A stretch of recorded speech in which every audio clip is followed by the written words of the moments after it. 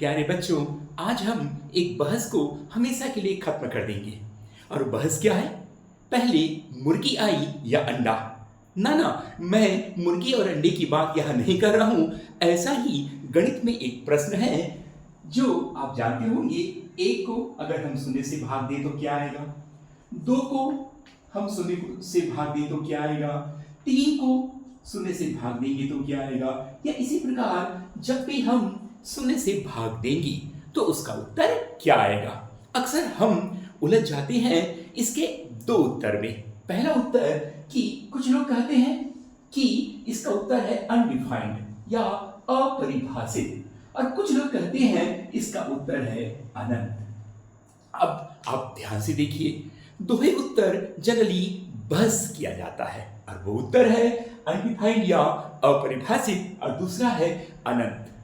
तो आप एक बात अच्छे से गौर कर लें कि इसका उत्तर अनंत कभी नहीं होता। ये बिल्कुल गलत उत्तर है। यदि आप ऐसा लिखते हैं तो आपको शून्य मिलेगा 10 में।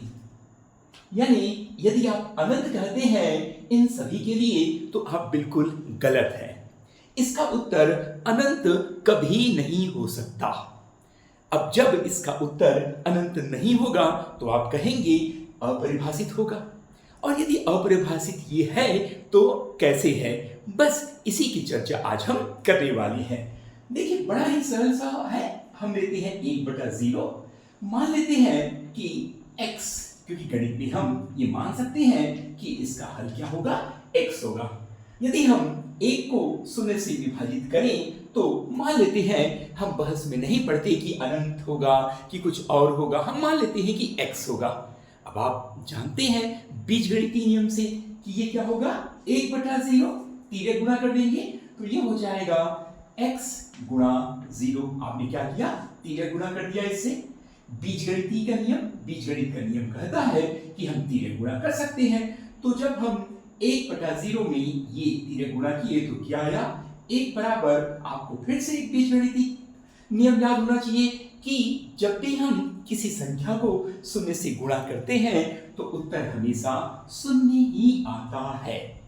अब 1 बराबर शून्य ये तो हास्यास्पद है, ये तो अपरिभाषित है, ये परिभाषित नहीं है, क्योंकि 1 और शून्य दोनों अलग अलग संख्याएं हैं। यदि ये दोनों बराबर हो जाए तो पूरा गणित का नियम ही चौपट हो जाएगा।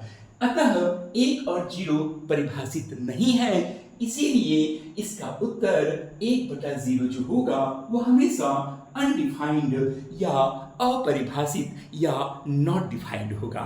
यही इसका उत्तर है। इसका उत्तर कभी अनंत नहीं होगा। ये नियम बाकी के लिए भी ऐसा ही लागू होगा। यही इसका उत्तर है। Thank you.